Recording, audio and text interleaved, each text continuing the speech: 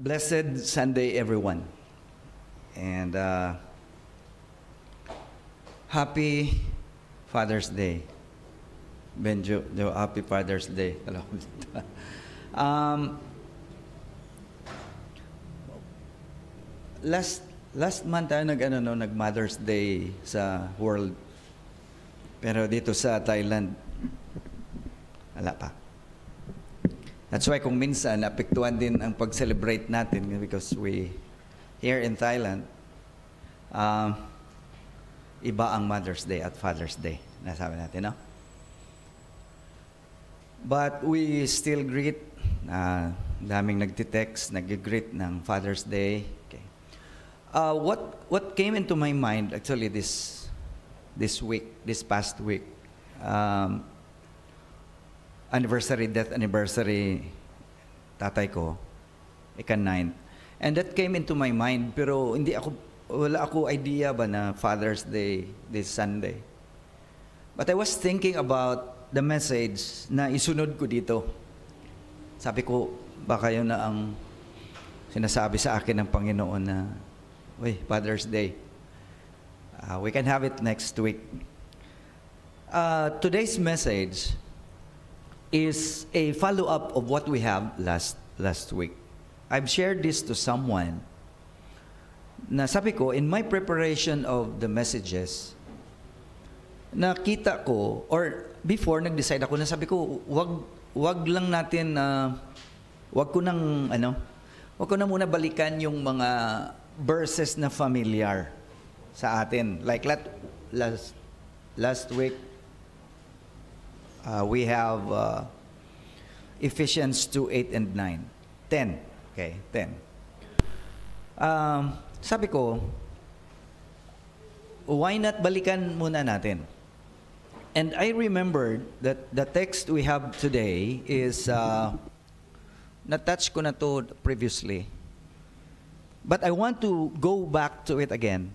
Kita mo, pagbalik natin, iba na ang title. It doesn't mean na iba ang meaning niya. But it means we have been given a deeper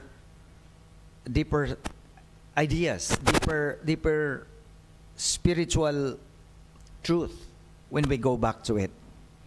Kasi kung balikan mo itong verse next week, I'm sure na hindi natin maubos ang spiritual meaning ng verse, ang salita ng Panginoon until kingdom comes. So today we're going to have the title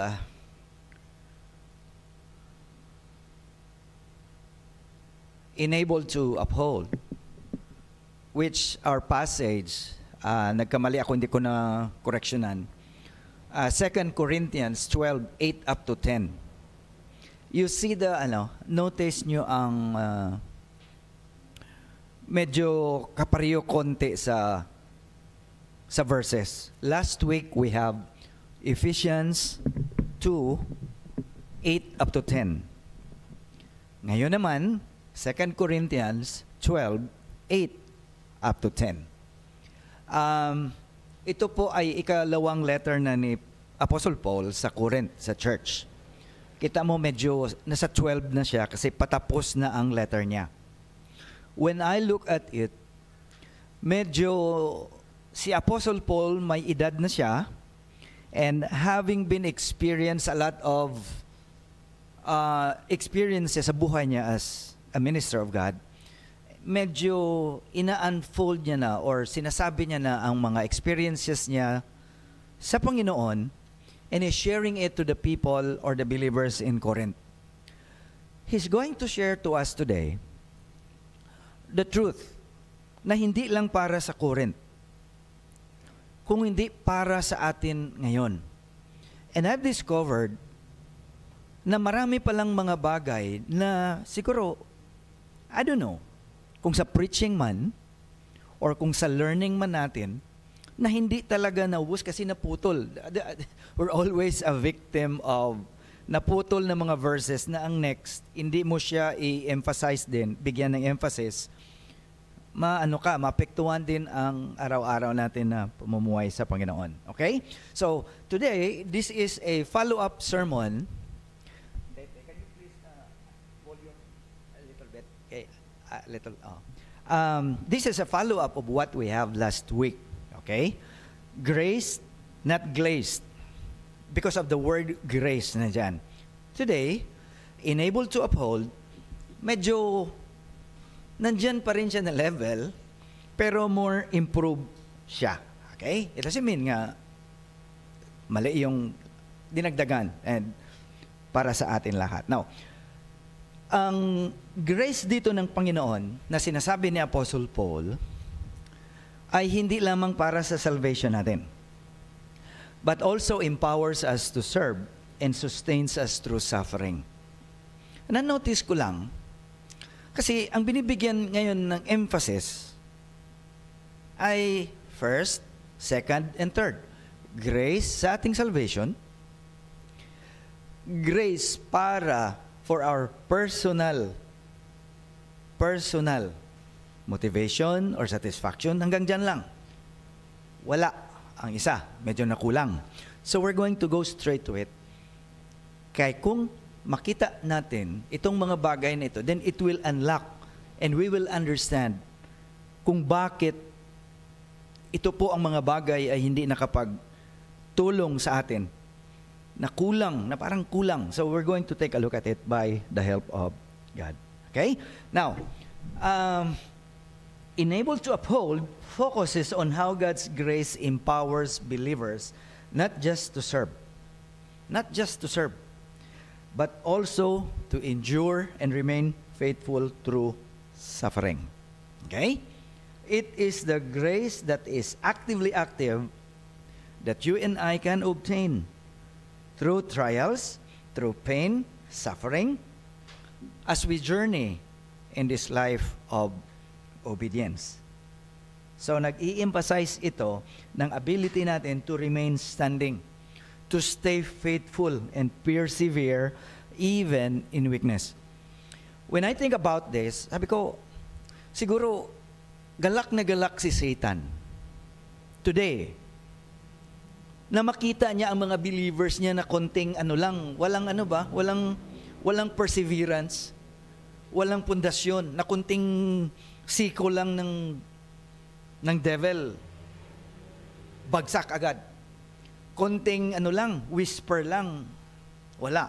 Now today, I know and I see that this Word of God is really a thing na siguro sa atin. So prepare your hearts and prepare your minds na tulungan tayo ng Holy Spirit sa pagtingin sa salita niya today. We're going to read our text. Familiar lang, but I want us to take a look at it. 2 Corinthians 12:8 up to 10. Okay? 3 different times, sabi ni Paul, I beg the Lord to take it away. The word it is yung weakness niya or thorn in the flesh. Okay. So 3 different times. Verse 9. Each time he said, my grace is all you need. My power works best in weakness. So now, I am glad to boast about my weaknesses so that the power of Christ can work through me. Last verse. That's why I take pleasure in my weaknesses and in the insults, hardships, persecutions, and troubles that I suffer for Christ. For when I am weak, then I am strong. Siguro kung meditation time pa, I would like to ask you to read it 3 times and let word absorb. Pero yeah, we're going to take a look at it in a while, okay? Shall we pray muna? Our gracious God, Heavenly Father, Lord, we thank you so much for the time you have given us to ponder upon your word. Bless this time, O Lord, and may the Holy Spirit fill our hearts and illumine our minds. But also, Lord, we like to ask for forgiveness of all our sins in thought, in word, or in deed. So we may be worthy to take upon your word and absorb it in our hearts. Let this time be a time that we can having you in our midst, telling us about your word and encouraging us also to live it out. So Lord, we pray that all of these things that we're going to have for the glory and honor of your name. In Jesus' name we pray. Amen. Again, 3 times, sabi ni Apostle Paul. Now, that's the thing that we like to ask. How many times did the Apostle Paul ask the Lord to remove his thorn in the flesh? Ito ay, ang it. Take it away. What is it? The thorn in the flesh. Kasi makita mo siya sa verse 7 that that's what the Apostle Paul was talking about. Thorn in the flesh. Well, ang thorn in the flesh dito ay, sabi ng mga scholars, are possibly physical, emotional, or spiritual torment. So, kumpleto. It's either mental torment or either physical torment na pinipersecute si Apostle Paul, or either, emotional torment. Now, meron ba tayo today? Meron ba tayong physical torment? Meron ka bang emotional torment?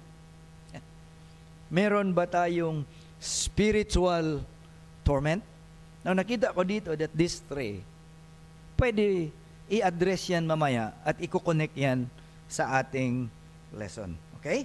Now, another thing I would like us to know, na itong text na ito, ang context niya, nangyari ito while the Apostle Paul was serving the Lord. So, active duty siya. He was not, hindi siya nasa stage na, nasa retired state na siya. He was active doing the ministry of the Lord. That's why when I look at this, kung i-relate natin today sa atin, hindi man tayo lahat pareho kay Apostle Paul na missionary, hindi man tayo lahat go out and do missions for the Lord, but pwede natin tingnan na itong nangyari sa kanya, mangyari din sa iyo at sa akin while we actively doing the Lord's work presently. So whether you are, of course, a teacher, whether you are engineer or doctor, actively doing things, pwede ang mangyari sa kay Apostle Paul, pwede din mangyari sa atin. So we can connect this sa atin today. Okay? So yan po ang isang bagay na makita natin. So hindi lang pala siya a thing of the past. Yes, a thing of the past, but it connects to us kasi we are in the journey of this life, journeying para sa Panginoon. Now, ang prayer ko nga isa sa mga prayer ko ba, nasabi ko, sana makita natin at hindi natin ma-miss ang special time na ito to take a look at the Word of God. Kasi nakita ko na for many, many years, at ang dami-dami ng mga believers, nabibiktima sa kanilang buhay, nabibiktima na sila that they live a defeated life and sometimes they don't know what to do kasi hindi ito nabigyan ng emphasis or pansin sa ating buhay. So, if you want to be serious sa spiritual life, then I do believe, by God's help, makatulong na malaki ito sa atin today. Now, we know the question that we have before, how many times? Sabi ng Bible, 3 different times. So kung sabihin natin 3 different times, the first time that the Apostle Paul requested the Lord to take away his thorn in the flesh, anong sinasabi ng Panginoon? Ito ang verse 9. My grace is all you need. Ikalawa na naman, kasi masakit Emotional ba? Physical? Or spiritual? Another time, the next time, sabi ng Panginoon, my grace is all you need. Third time, my grace is all you need. Yan po, 3 different times. Hindi po si Apostle Paul pala nag-ask sa Panginoon na sa three, parang, if you look at the structure of the sentence, sa tatlong trial niya, isang prayer lang, hindi. Each time, nagpipray si Apostle Paul. Okay, now, when I look at it, and try to think, yung sarili ko ba, kung ako si Apostle Paul, nakita ko that there's one thing that the Lord is talking to us. Three times, the Lord said, "My grace is all you need. My power works best in weakness." Nakapag-isip ako ba? Bakit? Ang una bang time na nagsabi si Apostle Paul, hindi niya naintindihan? Okay. Was it the first time when the Lord Jesus answered him, hindi niya nakuha ang meaning? Ikalawa, hindi niya pa ulit nakuha. It took him 3 reminders to get the meaning of grace. Ganun ba? But the thing that I saw, when I look at it, is this.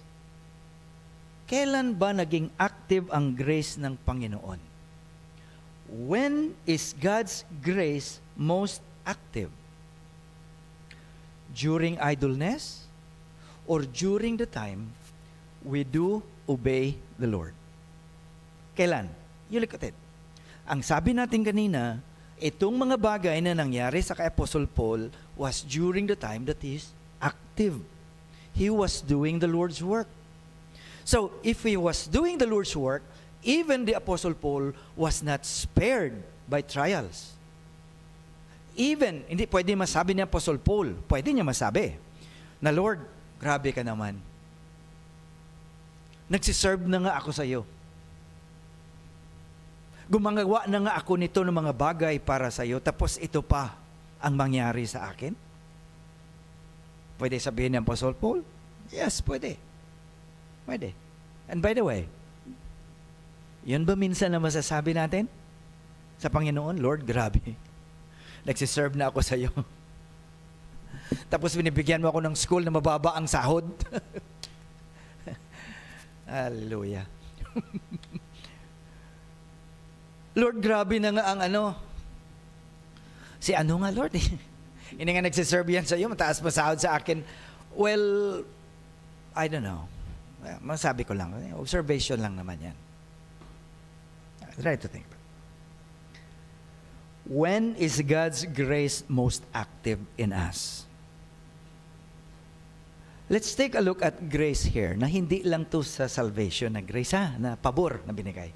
We're going to take a look at grace here with the background, enablement, empowerment to do things for the glory of the Lord. Okay? Now, when is God's grace active?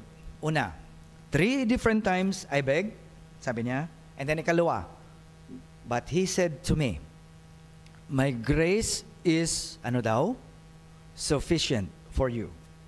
And for what you are experiencing. My power is made perfect. I don't know if you remember that I mentioned this last week. Okay? My power is made perfect in weakness. The word perfect, again, ang sabi ng Panginoon, the translation is in full strength. Paul, 3 different times, he asked the Lord, ang sabi ng Panginoon, Paul, my enablement for you is sufficient. For my power is in full strength.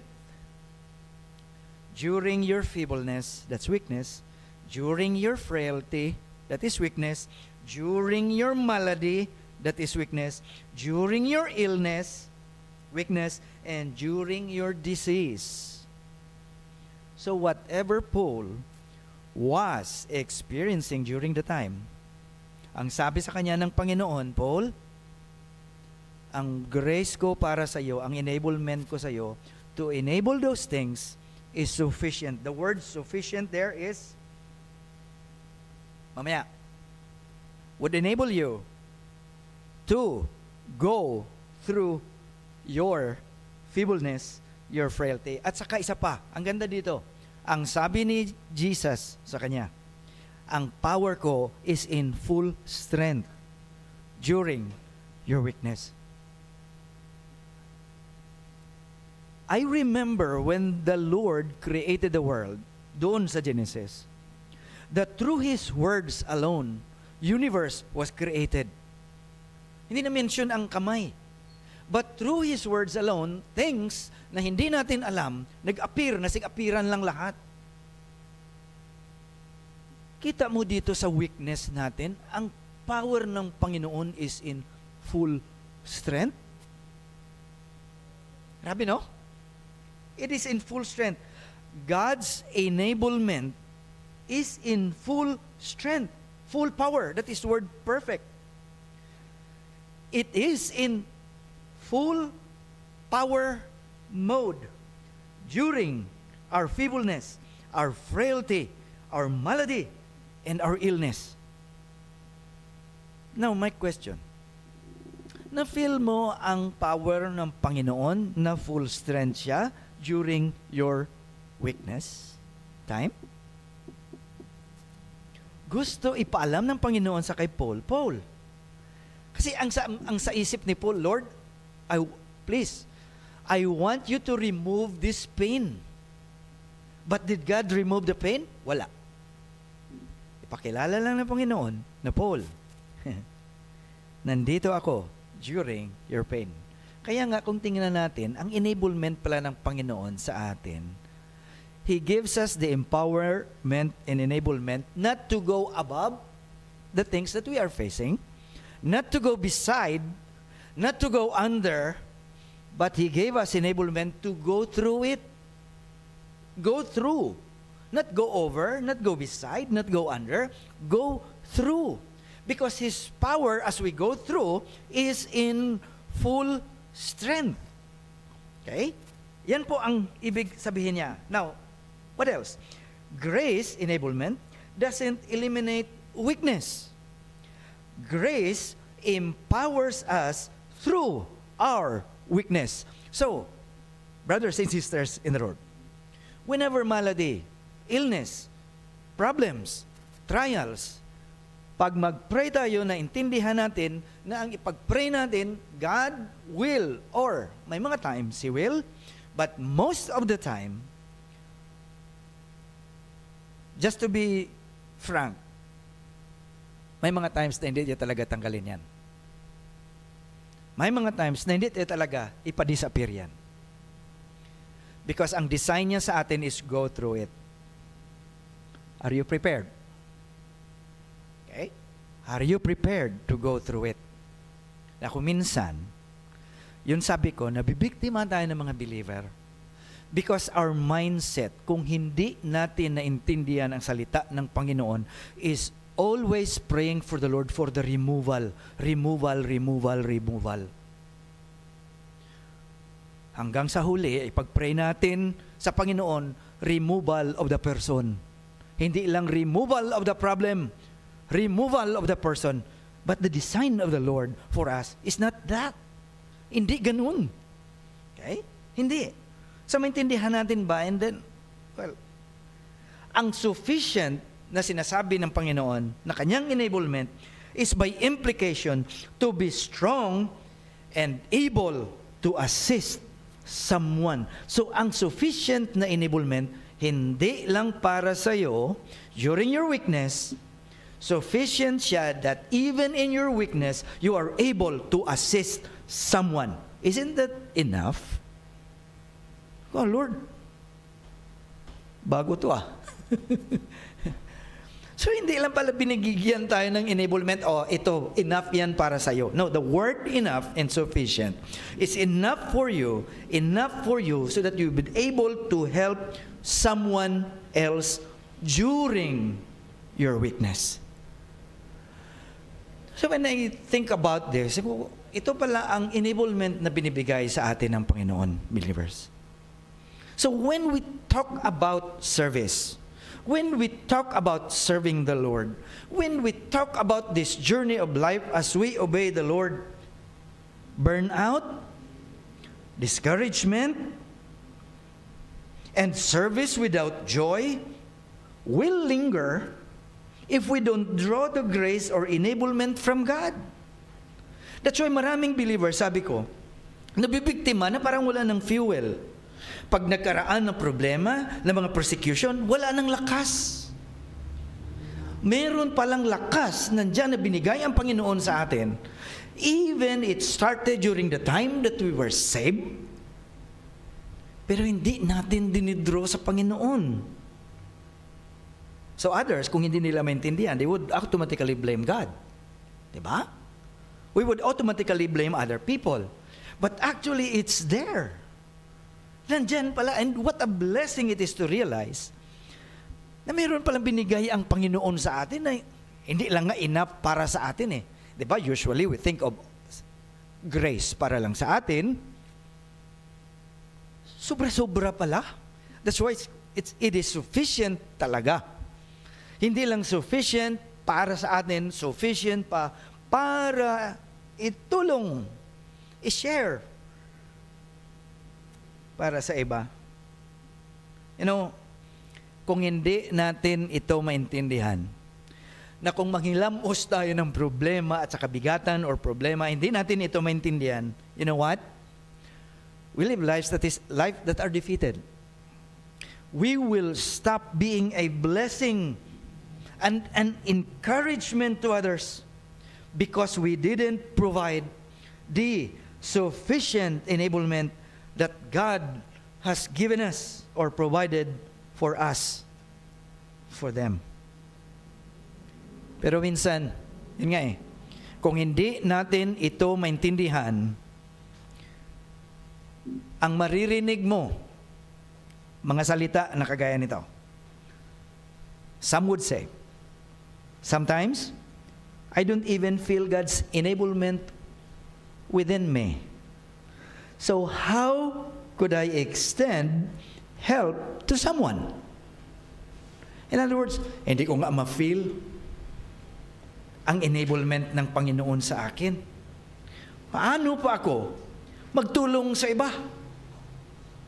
You know what? The author of Hebrews, na suspetsyo ng iba, si Apostle Paul din, merong reminder sa atin. Kung itong sinasabi natin na, hindi ko nga ma-feel na enabled ako ng Panginoon, how can I help others? Now, let me tell you this. The author of Hebrews advises us with this advice. Take a look. Let us then, with confidence, draw near, saan? Through the throne of grace. Bakit? So that we may receive mercy. At ano? No? Find grace to help. Find grace to help in time of need. Sa time na pangangailangan, hindi lang sa'yo, ito na, extend na, we can find grace to help. Nakita ko ba na kung weak at nasa maladi tayo sa ang grace ng Panginoon is sufficient na hindi natin magawa ang excuse natin na nag-a-undergo na nga ako ng problema, mag-help ako sa iba. You get the point? Ang binigay pala sa atin ng pabor at enablement ng Panginoon is for us and also will be able to help others in time of need. Talagang ang grace na binigay sa atin ng Panginoon ay hindi lang sa atin, kung hindi ang iban mag-glorify din sa Panginoon. So, my question, believers, sagutan na natin to, personal to Believers, why are you discouraged in your life? Just take a look at the grace ng Panginoon. Kung meron pang isang tao na may kalaking discouragement, si Apostle Paul. Bakit? He answered the call ng Panginoon. He went to other places to share the gospel. Tapos pag-share niya ng gospel, shipwreck pa. Tapos share niya ng gospel, nakagat pa ng ahas. Pag-share niya ng gospel, hinahabol ng mga tao, gusto pa siyang patayin. Lord, ito ba talaga ang plano mo sa akin?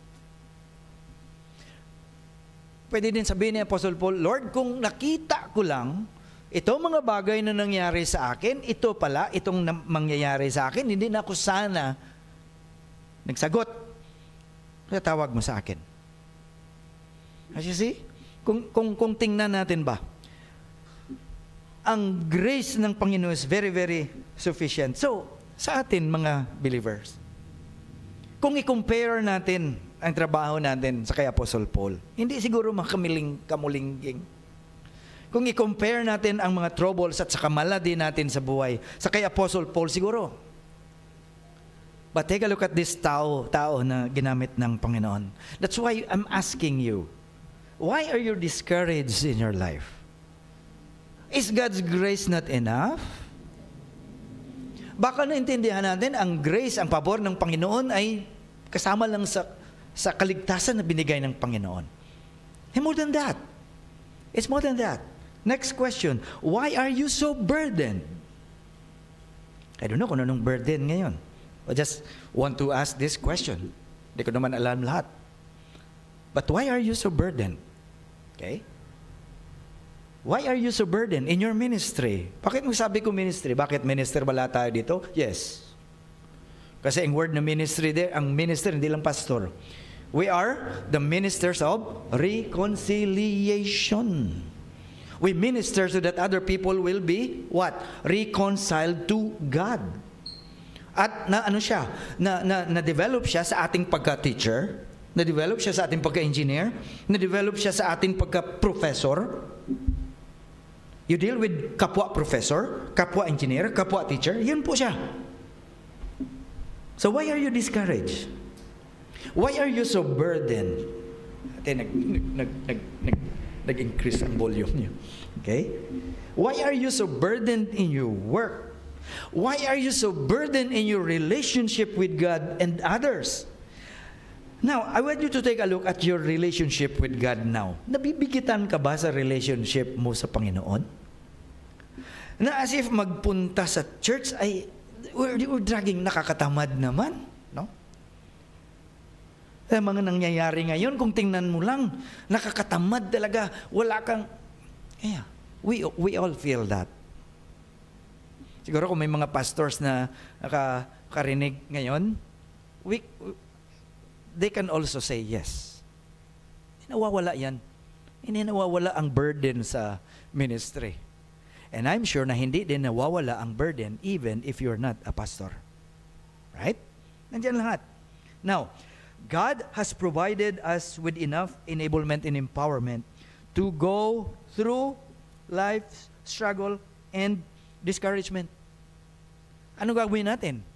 Sabi ng Hebrew author, all we need to do is to come before His presence and tap the ready resources God has prepared to bestow to us.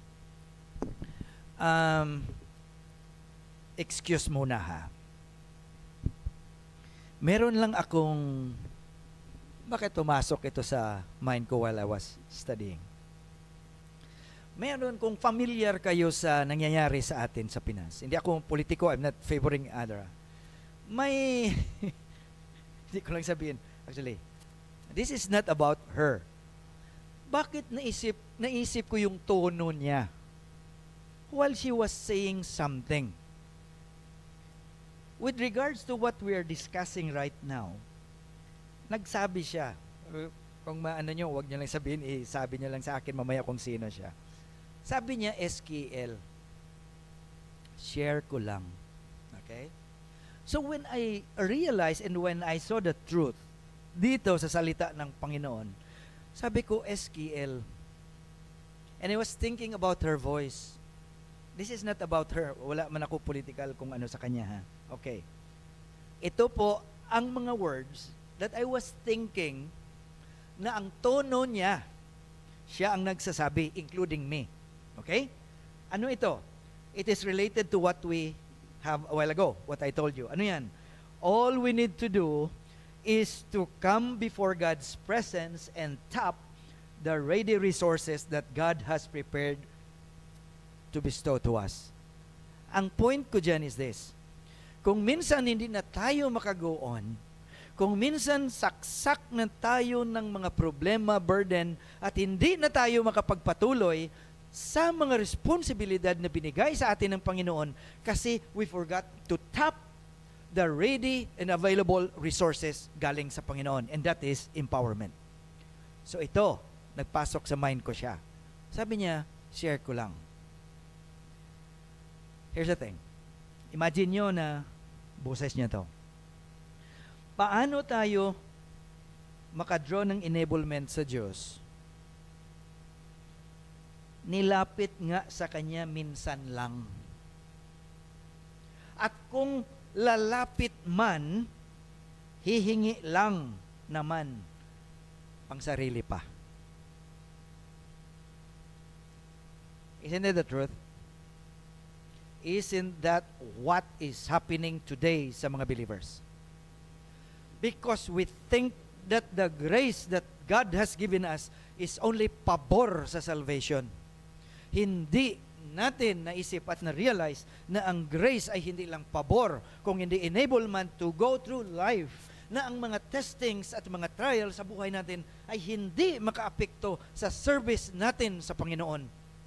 Kasi kung apektado tayo, ang demonyo nagsasmile. He's so very happy na affected ka. But actually, we have the enablement and empowerment na galing sa Panginoon. Happy siya. Who wins? Jesus? Who wins? The devil. At ang mga believer na nadala sa mga pakana ng demonyo can become the devil's trophy. Na ipakita niya sa ibang simbahan, na ipakita niya sa community ng salita ng Panginoon at grace ng Panginoon ay hindi totoo. My prayer, sana hindi ikaw maging yan. Nagagawin lang tayo at ibuli lang tayo ng demonyo na maging trophy tayo sa iba. Sana maging trophy tayo na ito ang dapat nyo tularan para sa Panginoon. The resiliency in service, the resiliency, the perseverance to go on serving the Lord, hindi tayo maging trophy ng kalaban. Na ito ay totoo na ang salita at ang grace ng Panginoon ay hindi enough para sa kanyang mga anak. You know what, when I look at this truth na galing sa ang mic, I think it's mic test. Okay, yan. When I look at the 2 Corinthians 2, 8, 9, and 10, the overall idea na nakita ko ba na hindi lang pala ang grace ng Panginoon is favor sa salvation natin, but also the enablement, empowerment to do things for the Lord. Ito siya, Hindi ito 2 Corinthians 12:8 up to 10 na verse. Ito lang. God's grace is not only for our salvation.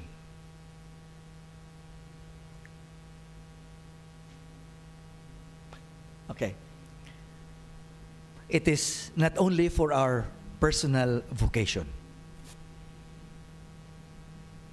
It doesn't stop sa atin. Ang grace ng Panginoon lang, Yes, we have the pabor. Pero kung minsan, kita natin yan. Grace, grace, grace. But when you look at grace, it always ends up sa ating personal. Here's the thing. God's grace is not only for our salvation. It is not only for our personal vocation. It is also to provide support for the completion of our transformation that is manifested in God's continuing power that enables us to serve Him and others and upholds us in suffering. Sabi ko, Lord, gabi, na when we look at it, ito pala ang plano. Ito pala ang mga bagay na iplano ng Panginoon. Kita mo sa isang insidente lang, isang bagay lang na nangyari kay Apostle Paul. Nakakuha tayo ng mga bagay na gusto ng Panginoon na matutunan natin galing sa salita niya. And this truth that we have today, I do believe na even ako minsan na bibiktima din, na akala natin ang grace na binigay ng Panginoon sa atin ay pabor lang sa salvation. Ang grace na binigay sa atin ng Panginoon is to pamper us na tayo na ang sentro ng lahat. Hindi. It goes beyond that. It goes the enablement na maano natin araw-araw na lahat. Okay? Let's go to the next verse. Sabi niya sa 12:9, 8 kanina. Now is 9b. So now, I am glad to boast about my weaknesses. Parang baliktad, ano? So that the power of Christ can go through me. Now, question. What was the reason behind why the Apostle Paul boasted about his weaknesses? Sabi niya, so now, itong sabi niya, now I am glad to boast about my weaknesses. Si Apostle Paul dito, hindi niya sabi, so now I am glad to boast about my victories. Ang sabi niya, I'm glad to boast about my weaknesses. Bakit? Ano sabi niya? So that the power of Christ can work through me. Can work through me. Now, ang word na weaknesses, ang weakness dyan, yung sabi natin kanina, feebleness, frailty, malady, illness, disease. Makita natin sa verse na si Apostle Paul, nag-shift ang kanyang perspective. Because of what happened to him, the thorn in the flesh, it enabled the Apostle Paul to shift in his perspective. Believers, kung minsan, ito din ang kailangan natin. Ang pag-shift ng perspective natin God's way. Hindi ang pag-shift ng perspective natin the world's way. Kasi ang isang believer or follower of the Lord, pag na-shift ng perspective niya world way, magiging worldly. Ang believer na mag-shift ang perspective niya God's way, magiging godly. Right? Now, here's a perspective of the Apostle Paul that we can learn today. Okay? Ano itong perspective? From pleading for removal 3 times to rejoicing in reliance. Oh? I'm glad to boast about my weaknesses. Are you glad about your weaknesses? Are you glad about the trials? Are you glad about it? Are you joyful na kung meron kang problema?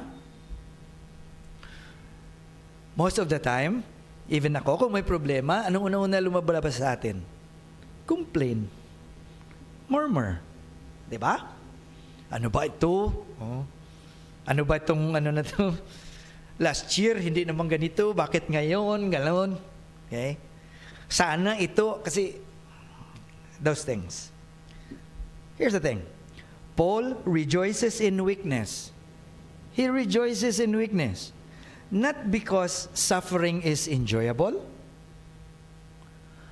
Anong tawag sa tao na joyful siya sa sakit? Joyful siya sa pain. Ang tawag dyan. No? Na kinakastigo ka na. Tears of joy pang lumalabas sa sa mata mo.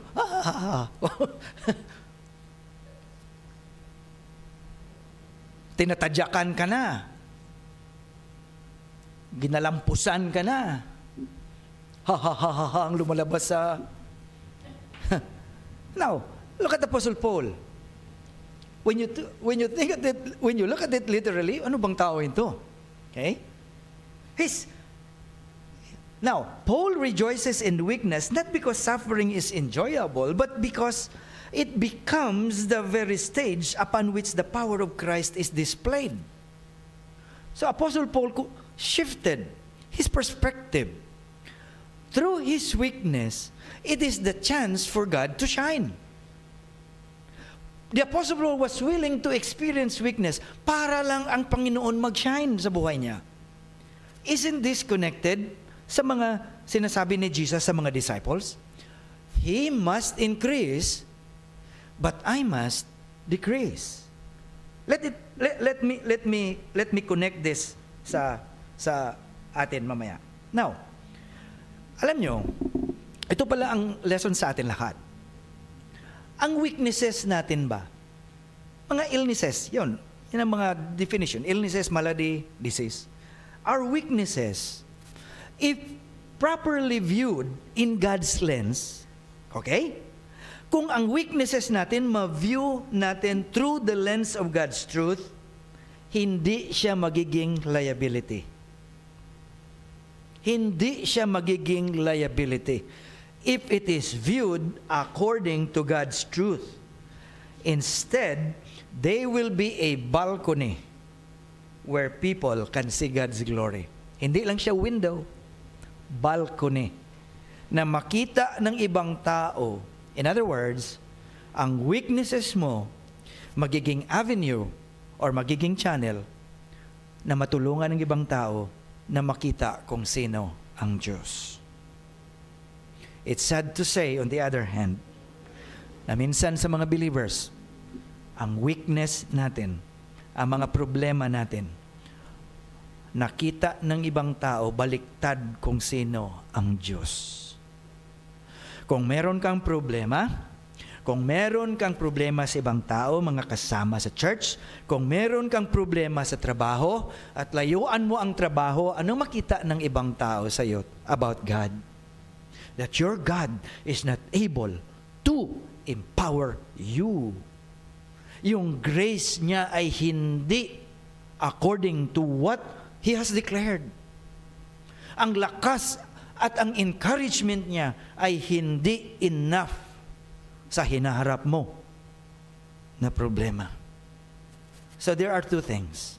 It's either your weakness will be a balcony to see people who God is, or it would be a balcony that people will see that God is not who He declared to be. Magpili ka. Okay? Magpili ka.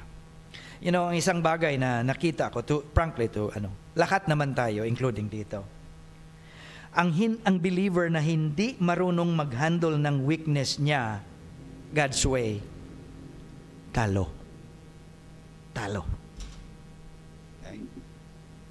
Kasi, as long as we live, yung mga bagay na makamundo, problema, lahat, hindi pa perfect eh. Nandyan yan. So kung hindi ka marunong mag-handle ng weakness, God's way, talo ka. Talo ka. Instead of hiding or being ashamed of his thorn in the flesh, si Apostle Paul nag-embrace ng kanyang suffering because he discovered that Christ did his most powerful work through surrendered weakness. Doon na-experience ni Apostle Paul ang full power mode ni Jesus Christ during his weakness. In doing so, Paul became a living testimony that God's grace is not theoretical. Sana ikaw, ito ang encouragement eh.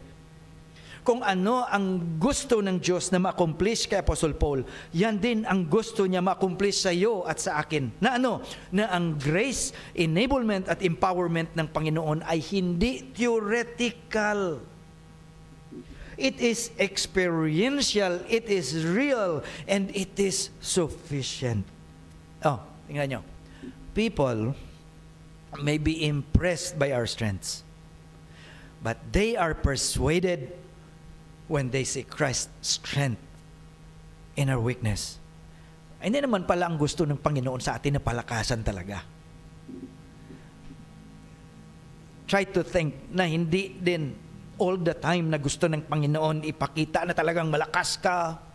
You're able to, may times na ipakita ng Panginoon kung sino siya in your weakness. In your weakness. That's why when the Apostle Paul realized this, the Apostle Paul boasted about his weakness. Kasi sabi niya, in my weakness, not only I can experience the full power mode of God, I can also feel and experience His full power. Kasi I was able to go through it, na tinitingnan ako ng ibang tao, how I go through it. And the thing that I can say, because my God enabled me to go through it. So ano ang application natin dito sa itong salita? Ito siya. Here's the example. Kung ang buhay natin ay isang stage, at ikaw at ako ang actor, pagdating ng weakness sa buhay natin, ito ang picture. pagdating ng weakness sa buhay ko, my action would be, pahigad ka sa stage and let the main actor grab the front. Sino yan? That is Jesus. Yan po ang picture. Letting Jesus step on the stage. Let Him stand on the platform. The cracks. Anong ibig sabihin ng mga cracks? Itong weakness, itong mga malady, illnesses, problems, lahat. Itong mga pains natin, turmoils, etc. These cracks in our lives are not failures. They are windows through which God's power can be seen most clearly. Ang weaknesses natin, ito na, tutulong sa iba na makilala nila kung sino talaga ang Panginoon. Grabe ang paggamit ng Panginoon sa weakness natin, ano? Grabe ang pagplano ng Panginoon na gagamitin niya pala ang pinaka-down moment natin to introduce Himself to other people. So, hindi lang tayo pala mag-isip, no? Grabe sila, no? Grabe mga pastor, grabe mga evangelist, grabe mga missionary, because they have always the front stage there. They have a ability to introduce people to God. No, no, no, no. Even hindi tayo dito nakasakyat, but in our workplace, in our home, hindi lang sa strength, even in our weaknesses, we can be used by God to introduce Himself to other people. He's going to empower us during our dull moments. He's going to empower us during our weakest moment para makita ng ibang tao, ng anak ng Panginoon, He is enabled by the Lord only. Na makapagsabi sila, imposible. Kung ako siguro hindi ko makaya yan. Yan, of course. Kung tayo lang naman, hindi naman natin yan makaya lahat. But we can carry it by God's enablement. 2 Corinthians 12:9. When I look at it, here's the thing na makita ko. Our weakness becomes a witness. Yung weakness natin, pwede palang maging weakness sa iba. Right? Next verse. 10 na tayo. That's why I take pleasure in my weakness. Naintindihan na natin. Ano sinasabi ni Apostle Paul, di ba?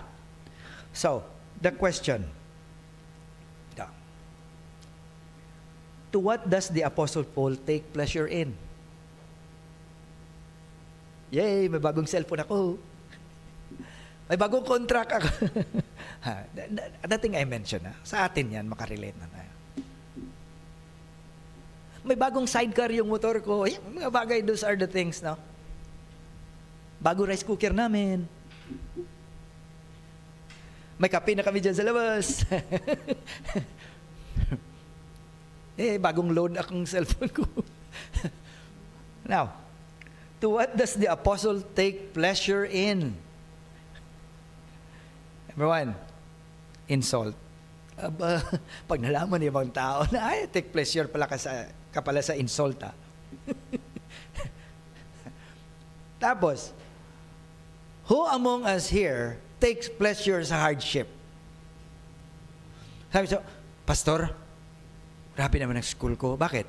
Pero paggawa kami ng lesson plan. Lesson plan. Buong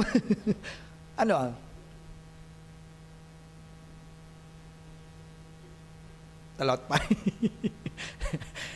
The whole. Tapos hindi naman niya gagamitin. Okay. Do you take pleasure in your hardship? Huh? Sino ba mag-take pleasure na hindi na nga ako makaabot yung sahod ko sa 30? Nagte-take pleasure ka ba sa persecution? Minsan sabihin ko ng kasama mo sa church na hindi bagay lipstick mo. No? Yung hairstyle mo. Yung mga ganun, mga bagay na konti lang, pero minsan mabigat yan. Persecution. Sino ba ano pa? I take pleasure, sabi ni Apostle Paul, in the troubles that I suffer for Christ. I want you to take a look at this passage. Okay? Kasi tatanungin natin, this is my question. Bakit si Apostle Paul nag-take pleasure in these things? Why did he take pleasure in these things?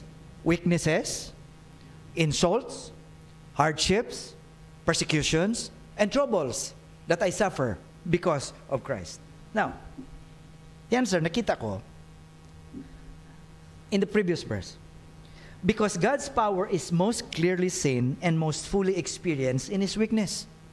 Kung meron pa time pala na full power mode ang Panginoon, it is during our weakness. Okay? Grabe, no?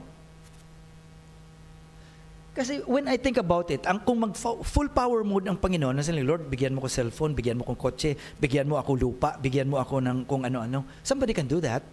Right? Anybody can do that. But when God gave you enablement, walang doktor at walang fitness instructor or whoever person in this world, walang presidente or walang king na makapagbigay sa iyo ng enablement that God can give you. That's why kung tingnan natin, ang full power mode ng Panginoon is readily available. In full power mode siya during our weakness. Now, bakit hindi natin tinatap yan? Bakit hindi natin hiningi yan? Bibigay naman pala ng Panginoon. Grabe, no? It is in full power mode during His weakness. Now, I want you to take a look at this verse, itong Colossians 1:11. Kasi tinutulungan ng Colossians 1:11 ang meaning ng 2 Corinthians 12:10. Take a look at this. Being strengthened with all power. That's full power mode. Sino ito? The believers. Sinasabi ni Apostle Paul sa believers. Kayo, being strengthened with all power. Meaning, Christ's power is in full mode. Nandito naman sa Colossians. According to His glorious might. Para, anong gawin ng mga believer? Ano ang full power mode for ng Panginoon? For all endurance and patience with joy. O yun pala ang powerful power mode ng Panginoon. Okay? Ang full power mode. Kung familiar ka sa mga kotse at sa mga pick-ups ngayon, may switch dyan May econo power at full power. Nandiyan may switch lang. Yan na ngayon ka moderno. Yung iba nga, na lang, twist lang. Pag econo power, ang makina dyan, ang computer nagsasabi sa engine na ito lang ang matakbo mo. Kasi during this speed, economy ang fuel na hindi magastos. Pero kung i-full power mode mo siya, bubukas dyan sa loob ng mga fuel injection niya na magbibigay ng power na kung gusto mo talagang hindi ka na mahabol ng angel. Yun, pwede yan. Now, in our weakness, hindi pala tinitipid ng Panginoon ang power niya. And our weakness is in full power. Full power siya na magbigay ng endurance. Now, ang problema dito, kung tingnan natin, ay ang mga believer ay hindi tinatap ang full power ng Panginoon. So, anong labas sa atin? Powerless.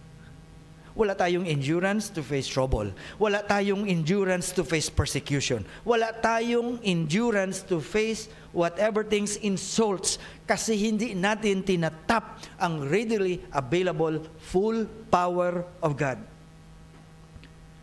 When the Apostle Paul boasted about his weakness, ito siya ang boasting ni Apostle Paul was not prideful. It was praiseful. He was declaring that Christ is enough. Dito ako na-hit. Even when everything else falls short. Even when everything falls short. Maybe the person nagpaasa sa atin, nagsabi sa atin, nag-encourage sa atin, nag-lead sa atin. Dinideclare ni Apostle Paul that even when everything else falls short, Christ is enough. It is during our weakness. Isipin natin may mangyayari, mga bagay. Diyan ang time that Christ's power is in full mode. Tap it. Tap it. Get it. Get it. Okay? Again, the question, babalikan natin. What's the reason behind your suffering? I don't know. What's the reason behind the insult that you received? I don't know. What's the reason behind the persecution that you have now? I don't know. Ikaw lang, madam. Ako, alam ko rin. Sa akin. So we all face God na may rason.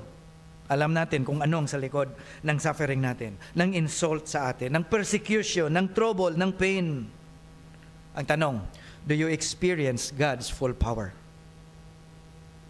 Na-experience mo ba ang readily available full power of God? Does God become bigger or glorious in your suffering?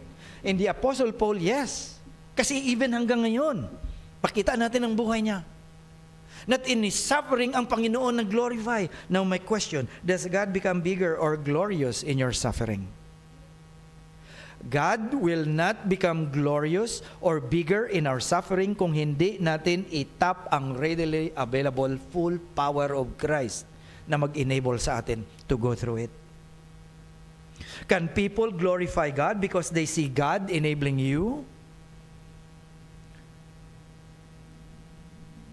Kung hahawa man tayo, kung ano man ang gagawin natin na hindi na makita ng ibang tao na ang Panginoon nasa likod. Hindi po ganun ang design ng Panginoon. Another thing, if you think that your suffering is because of Christ, why stop serving Him? Nandito ang power available. Kung ma-feel man natin, Lord, parang wala akong gana mag-worship sa iyo. Kung ma-feel natin na wala tayong gana to go on serving the Lord, there is a power ready to be tapped. Hindi naman yan ipahilamos sa tanan ng Panginoon sa atin na ito, power ko, enough. Hindi. Ask. Nandyan yan. Yes, nandyan. Readily available. Go, believers. Go, believers. All we do, mga pastor, is maka-encourage sa inyo, maka-remind. Ang power at grace ng Panginoon hindi po sa amin. Nasa Kanya. Sa Kanya lang. Readily get it. Tap it. True spiritual maturity is not pretending we have it all together. It is proclaiming that Jesus holds us together. And by it, others would be encouraged to put their trust in God also. Your resiliency becomes a testimony to others to see more of God. Maybe some of us are praying na nakita natin, kulang na talaga. Time natin sa Panginoon, kulang na tayo service sa Panginoon, nalulung tayo sa problema, dumadami na ang mga loads natin. Maybe some of us are praying, Lord, please, bigyan mo ako ng resiliency. Now, here is the answer. Here's the answer of the Lord. It is there, ready to be tapped, available, nandyan. All we need to do is to come into His presence in the throne of grace. In the throne of grace. So that we can receive mercy and grace para sa araw-araw. Ito, let us not come to worship. You know, before I say this, kinonsulta ko ito. Kinonsulta ko to someone na hindi pa nakita ang context na pinag-ano natin ngayon. Pinagsasabi natin ngayon. Pero sa inyo baka different kasi mayroon na tayong context dito. Ito, sabi niya parang negative. Sabi ko nga yan nga ang dating Negative. Pero may ano yan may sugpon. Okay, ito lang ba sa akin? Let us not come to worship God if we think His goodness comes short of what He declared. And let us stop serving Him if He claims to be gracious and yet fails to empower us daily.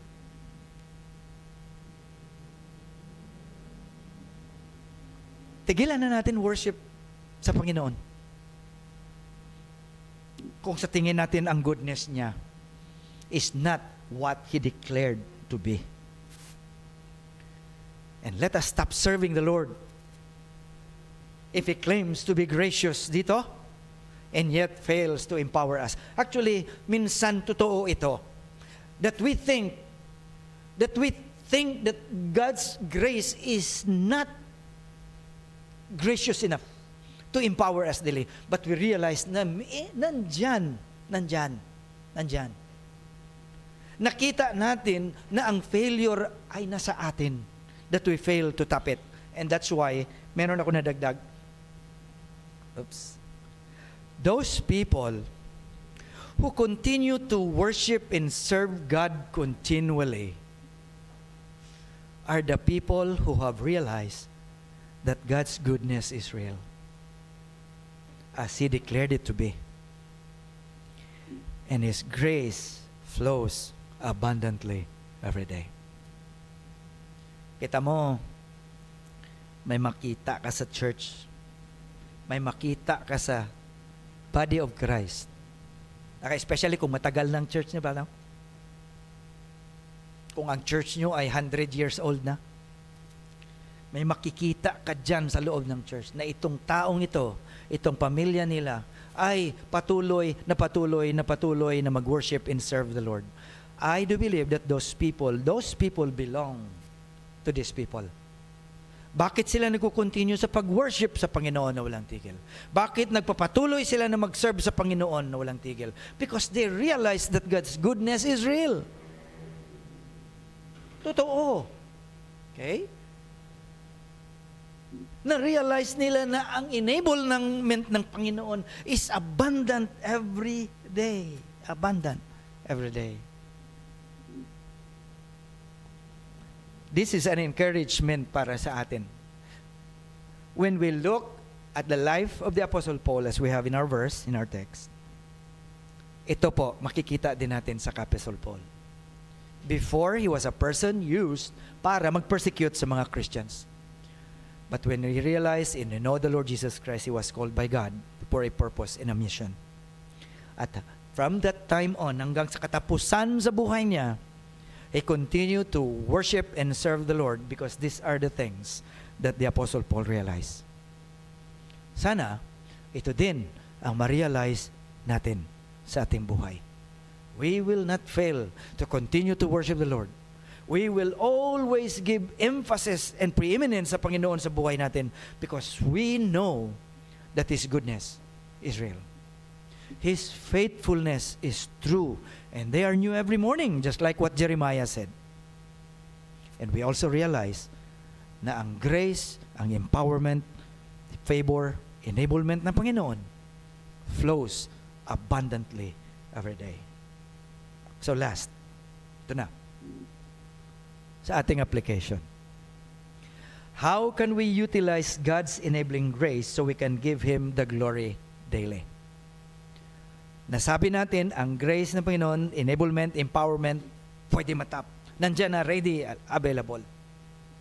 Paano natin yan ma-utilize? Para sa araw-araw. So we can give glory to God. Number 1, depend sa Panginoon daily. Saan natin ito nakuha? Doon sa verse 12, sa verse 8. 3 times I pleaded with the Lord. So ano ibig sabihin nito? Depend on God daily in prayer.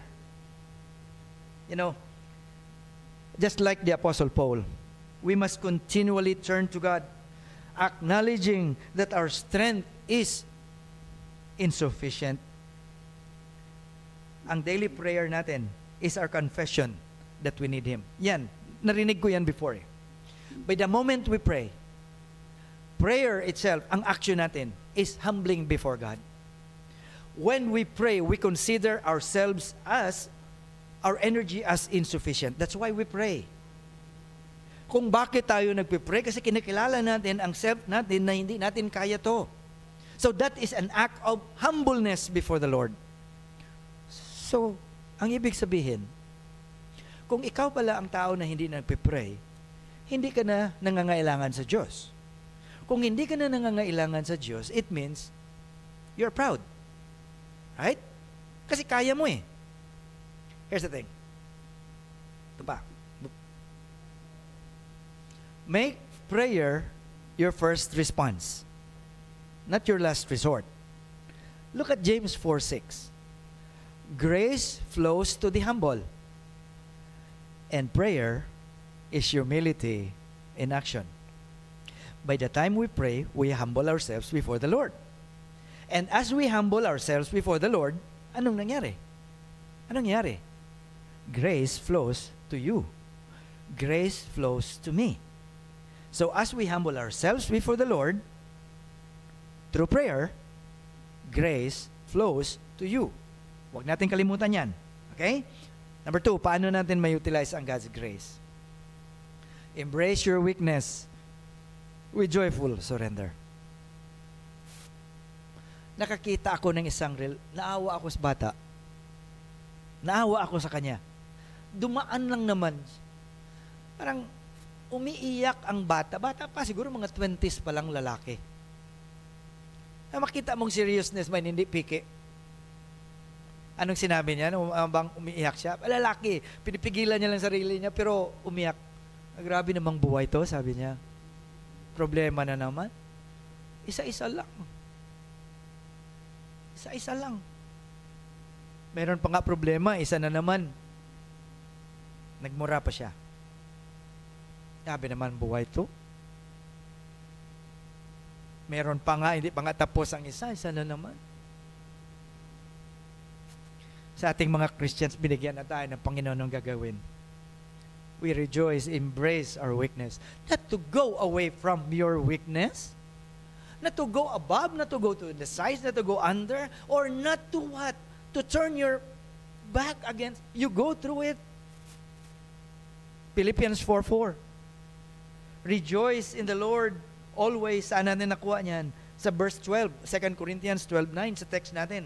I will boast all the more gladly of my weaknesses.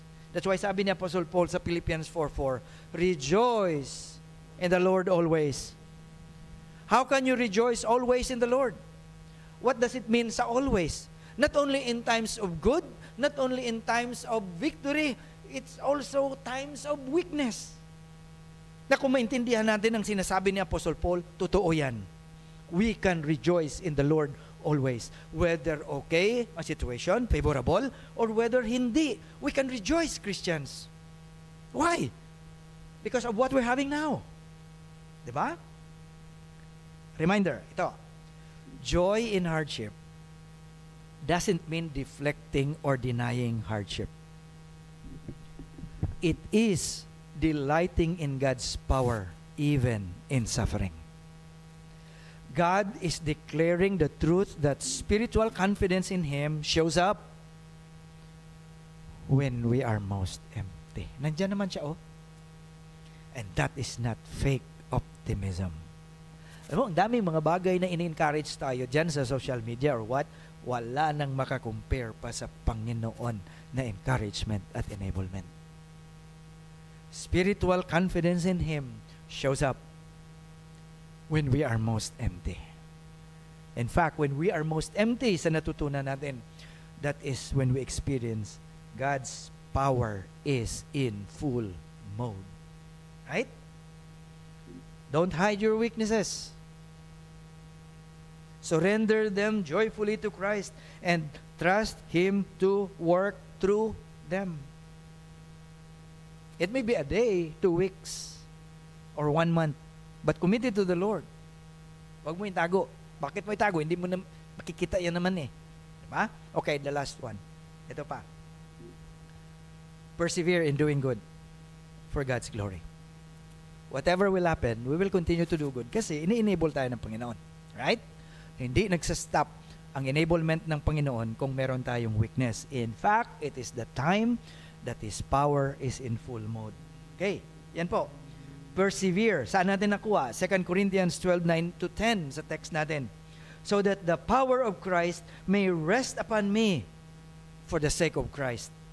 Ito, Matthew 5:16. I was thinking about this verse na kung maganda siguro kung ito naman ang next natin na verse na kuna. Let your light shine before others. How can your light shine? God's enablement. Okay? God's full power. Let your light shine before others Para ano? So they might see your good works. At anong resulta? Give glory to your Father in heaven. Today, let our weaknesses shine forth so that others will see and know who our Heavenly Father is. Lesson. We are enabled by grace during weakness to press on in obedience and love. When others see us enduring hardship and still walking in faith, no, they don't see our strength. They see God's grace and give Him glory. Sana ito maging encouragement sa atin itong na-highlight ko na. When others see us enduring hardship, pero patuloy pa rin na naglalakad in faith, what would be the result? Later on, people will see God's enablement and will give Him glory. So lastly, si Apostle Paul, through the weakness and thorn in the flesh that happened in his life, he realized three things. The first one, his limitations were not liabilities in God's hands. Kaya tingnan natin ito. It will help us to shift our perspective from being worldly perspective to godly perspective. Itong nangyari kay Apostle Paul. Number two, ang weakness niya created room for Christ's strength to shine. Hey, nakita ko ba? Kasi kung hindi tayo weak, when we are in our strongest, napuno na sang sarili natin. Pero kung weakness tayo, may chance ang Panginoon na mag-shine. May chance ang Panginoon na mag-shine. If you want Christ to shine in your life, embrace weakness. Embrace weakness. Number three, his pain became a platform for God's power. Oh, that's the reason pala na in-embrace ni Apostle Paul. At he gladly received his weakness. Kasi ang weakness niya magiging stage, magiging platform para sa kanyang Panginoon na mapakita ang power ng kanyang Panginoon. Ang prayer ko sa inyo today is that we may see what the Apostle Paul saw behind these weaknesses na na-experience niya. Okay? Makita din natin behind our weaknesses kung sino ang Panginoon, and that we will make the necessary steps in glorifying God with the help of the Holy Spirit. Keep doing what God has called you to do. Patuloy tayo, even when it's hard, so that the people around you will see Christ's power in your perseverance. Another thing, our honest testimony of how God enabled us during hard times is a more powerful witness than a self-made success story. Sometimes we are in awe. Sometimes makabilib ang mga story ng tao kung paano sila. Itong self-made from rags to riches ng mga tao kung paano na nung una walang-wala. Like sa SM, no? Henry C. Issue repair. Ngayon, conglomerate. Oh, grabe. Sila Warren Buffett. Kung sino pa mga tao na self-made dyan. Grabe, no? We don't all need to be like that. And God didn't plan us to be like that. In our simple way, in our simple life, kung saan tayo dinala at nilagay ng Panginoon, ito lang kailangan natin. Sa buhay natin, ang testimony ng buhay natin kung paano tayo enable ng Panginoon during our hard times is more powerful witness compare sa lahat ng mga success story, self-made success story sa buong tao, sa lahat ng mga tao sa buong mundo. That's the thing. That's the thing. So brothers and sisters, just like the Apostle Paul, we may face thorns, we may face hardships and moments of deep weakness. But in those very moments that the power of Christ rest on us most fully. You know, ang ma-advise ko siguro from my personal experience, kung meron man tayo mga ganon ba, mas maganda kung may mga times or may mga lugar tayo na walang disturbance. Na wala tayong disturbo sa mga gadget, wala tayong access diyan. Just silent lang. Mapag-isipan natin ang Panginoon. Walang distraction pa. Pwede nating sabihin, Lord, 30 minutes ito para lang sa'yo, para lang sa Panginoon mo na to. You can do that. You can do that. Wala munang disturbo. Silent muna. Think about self. Think about God. Think about God. Yun ang advantage kay Apostle Paul sa gadget. Ang advantage sa kanya, we can go. Even the Lord Jesus Christ, He took pleasure in times na wala talaga. He even went out from among His disciples to pray, just to be with God. Yan din ang kailangan natin eh. Today, ang bagay na yan is very, very expensive. Because you have to pay more to be in place na may serenity, to be in the place na walang disturbo, to be in the place na walang internet. Ang mga taong mga billionaire, binibili yan. Pupunta kami dyan kasi ang sobrang bigat na ng buhay. Just to be there. Na wala. Tayo mga Christians, readily available yan. Matap lang natin yan. That even dito ka pa sa street na ito na busy, ang dami-daming mga loud na mga motor, you can still be peaceful with God kung gustuhin natin. Okay? Ito. So let us not run from our weakness, our pain, our trouble, persecution, or pressures in life. Hindi yan binigay sa atin ng Panginoon para tatakbo ka, ha? Okay? Let us go through it and pretend to be strong. No. Let us run to Jesus, whose grace, enablement is always sufficient. So let us rejoice in Him.